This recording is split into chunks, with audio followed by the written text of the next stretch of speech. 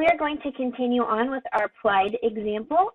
We already did the quotient rule to give us our rate down here. And now we're at part B, where we wanted to know when our population peaks out and when it begins to decline.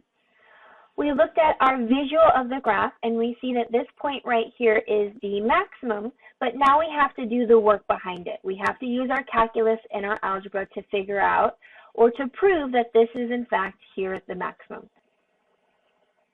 So you might be questioning yourself, how can we actually use calculus or algebra to prove that this is the maximum here? It goes back to one of these processes that we've done in the last couple of sections by using the product rule and the quotient rule. In both of those sections, it wants to know where our tangent line is horizontal. And we said that happens when a graph switches from increasing to decreasing, giving us a peak in the graph, or when it switches from decreasing to increasing, giving us a valley in the graph. So in this case, our graph switches from increasing to decreasing at this point right here. So that's going to give us a peak in the graph, or that's going to give us a horizontal tangent line. We know the slope of a horizontal tangent line is 0, and we know that the way to compute slope is by doing the derivative. So to figure out where our maximum, or in fact our minimum points are, we need to figure out where our derivative is equivalent to 0 at. Now we did the derivative in the last example, so let's skip that work and let's just transfer that information over.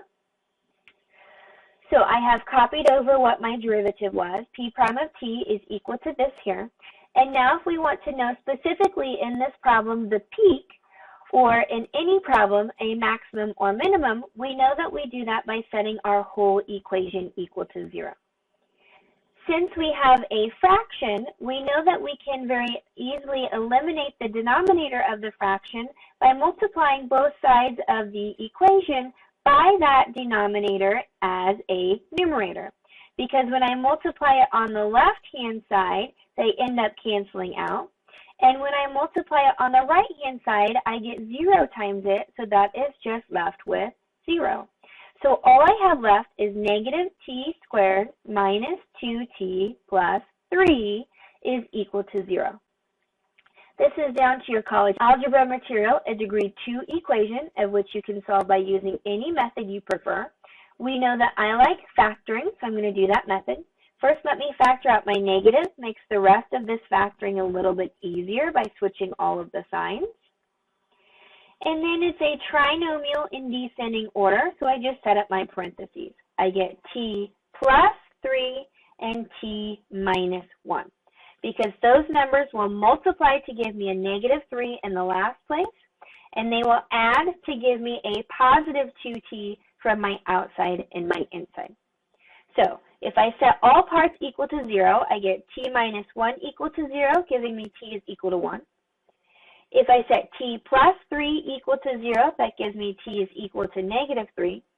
And if this one here, you can think about it as negative 1. So I set that one equal to 0, but negative 1 will never be equal to 0, so I throw that away. So I have two answers here, t equals negative 3 and t equals 1. Now, if we didn't already reference the visual, we might be asking, how do I know which one of these is the answer? Or is both of them an answer? But think, this is an applied problem. T references hours or time. We know that t cannot represent a negative number. It doesn't make any sense to have something negative 3 hours. So if that's the case, I have to throw this one away. But that would be where we have a minimum if this wasn't an applied problem. Since we do have an applied problem, our only applicable answer here is when our time is equal to 1. So this asks, at what time does this occur? Well, we know that at what time it occurs is after 1 hour. So at 1 hour is when our bacteria population has reached its maximum. Now the second part is, by how much does this population increase before it begins to decline? Meaning, what is the population of our bacterial culture at the peak? Well, to figure out what that is, we just need to take our population equation which is P of t, and we need to substitute in the time that we're specifically looking at. So in this problem, we need to substitute in specifically 1 hour. So we have 1 plus 1 in the numerator over 1 squared plus 1 plus 4 in the denominator. 2 over 1 plus 1 plus 4 gives me 6, and that reduces down to 1/3, which is the answer that we got by looking at the graph. But we need to answer this in terms so that our applied problem makes sense. What's our label and what's the best format? Well, our label is million bacteria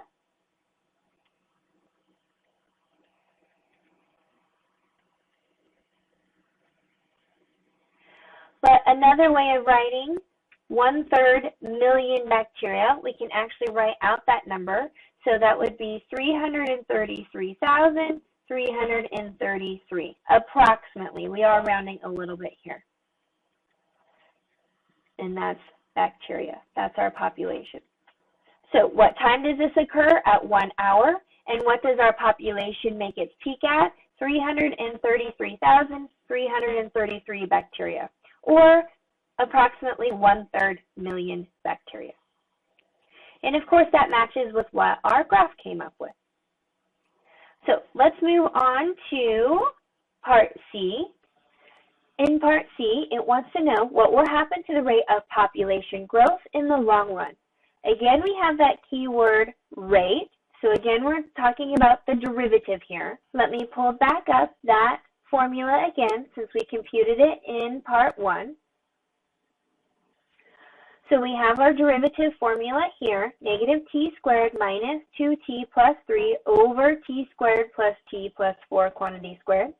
We want to know what's going to happen to this, or the rate, in the long run. Now this goes back to limits. So if we're talking about in the long run, that means we're looking for the limit as t goes to infinity. And since we're talking about our rate, we're talking about p prime of t. So we need to compute the limit as t goes to infinity of this function here. Negative t squared minus 2t plus 3 over t squared plus t plus 4 quantity squared. Now we know the shortcut to do this example is by looking at the face case. What's the degree of the numerator compared to the degree of the denominator? Figure out what case you're in and go from there.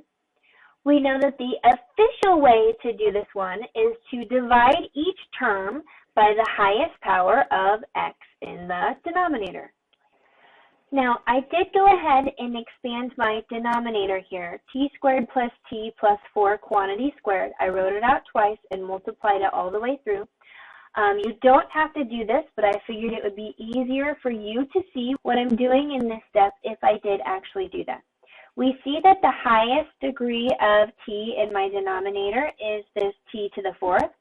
So that means I need to divide each and every term by this t to the 4th. So let me just go ahead and do that. So every single term by this t to the 4th. It's going to be really messy here in this step, but it's going to be a lot easier in the next step. Now I can reduce these, so let me go ahead and do that.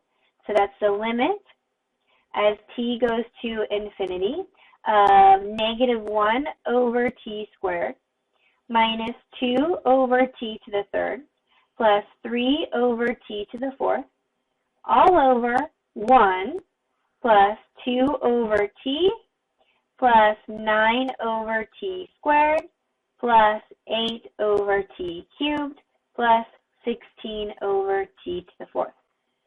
Now we should remember that anytime we're looking for the limit as either positive infinity or negative infinity of a constant over our variable to some power, that's going to approach 0 because my top is going to stay constant, my bottom is going to get infinitely large, so that cancels out to be 0. So almost every single one of these terms is going to approach 0. This one fits the format, so that approaches 0. And like I said, almost every single one of these terms here approaches 0. The only one that doesn't fit that format is this here. So when I simplify this across the board, all of my numerators give me 0. In the denominator, I have 1 plus a bunch of zeros, so that gives me 1. And 0 divided by anything gives me 0. So what happens to the rate of population growth in the long run? It's going to approach 0. So that means our population is not going to grow anymore in the long run. It's going to steadily decline to the rate of this here. So our rate is 0 million, or we really know that really means just 0 million bacteria per hour. So there's going to reach a point in this process where a bacteria is not going to grow anymore. It's just going to die out, and that's the end of our bacterial colony. And we can, of course, double check that by looking at that in the graphing calculator too. In the common misconception is I can just look at my original equation and say, oh yeah, of course. But remember in part C, it asks what's the rate going to do in the long run. So in fact, we actually need to plug in our rate equation. Let me do it in this one here so it shows up as red. So my rate equation was negative x squared minus 2x plus 3 divided by x squared plus x plus 4 quantity squared. So let's look at the graph of this.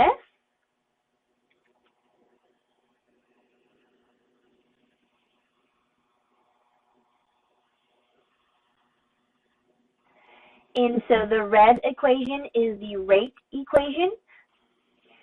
So we can see that that red equation over here on the right-hand side of the graph, in the long run, that it goes closer and closer and closer to 0 from the bottom. So that confirms that our rate of our equation is also approaching 0, just like our population is also approaching 0. And so now we have finished all 3 parts of this applied problem, and so you should be set to answer any type of homework problem utilizing the quotient rule.